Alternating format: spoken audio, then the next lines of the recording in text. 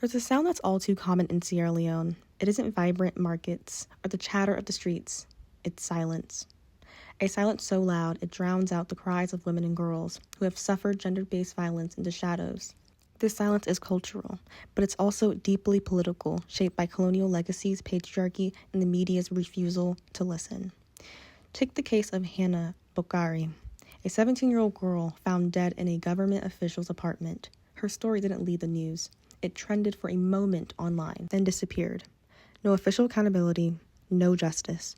In Sierra Leone, when perpetrators are men in power, silence becomes a strategy. But this silence isn't passive, it's enforced. And women are watching.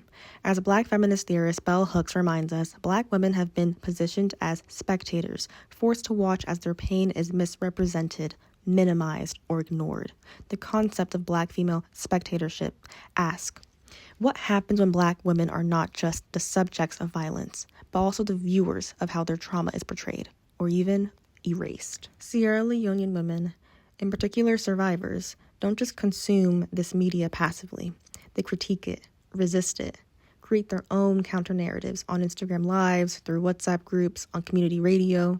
They reject voyeurism of trauma and instead demand dignity. The rise of digital media has created new spaces for that resistance. Meredith Clark's White Folks Work reminds us that digital allyship, when done right, amplifies the voices of those at the margins. In Sierra Leone, allyship looks like diaspora communities resharing survivor stories. It looks like calling out corrupt officials. It looks like solidarity, not saviorism.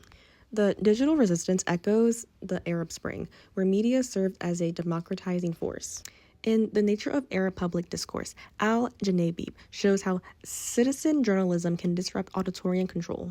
Sierra Leone may not have state censorship, but silence thrives through cultural pressure. And in both contexts, new media unsettles the old order. Still, who gets to speak and who is heard? That's where intersectionality, a framework coined by Kimberly Crenshaw, matters. A poor, rural teenage girl like Hannah doesn't have the same access to justice or media attention as an educated woman in Freetown. Her age, gender, economic status, and rural background intersect to make her both invisible and vulnerable.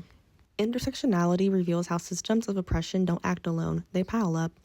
You're not just silenced because you're a girl. You're silenced because you're a young, poor, Black girl in a world that devalues all of those identities. This is why Audre Lorde's uses of the erotic is so important here.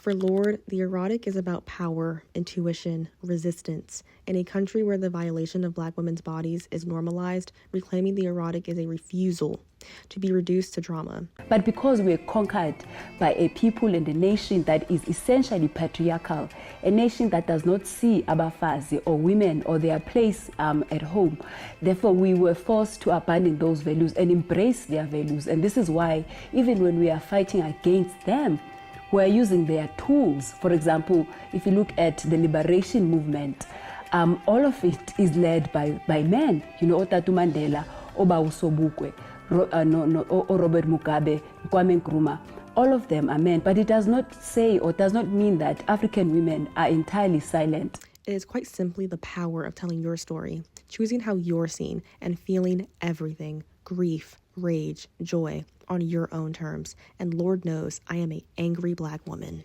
But anyway, Sierra Leonean women are resisting not only through protest, but through poetry, performance, and presence. As the Rainbow Initiative's 2022 report notes, access to psychosocial support significantly improves a survivor's likelihood to seek justice. Healing is collective, and it is revolutionary. Okay, brr. Reported cases of gender-based violence are rising every single day, not because violence is increasing, but because silence is cracking. Women are reporting, they're speaking, they're watching, and they refuse to be erased. Media is a double-edged sword. It can shame survivors or it can empower them. It can protect abusers or expose them. In Sierra Leone, media is not just a mirror, it's a weapon. And more women are learning how to wield it, as they should. Silence has always served someone, but now it's being interrupted. By hashtags, by protests, by stories whispered and shouted. If media is the battleground, then Sierra Leonean women are rewriting the rules. In Sierra Leone, the culture of silence is breaking, and the world must listen. Thank you for coming to my TED Talk.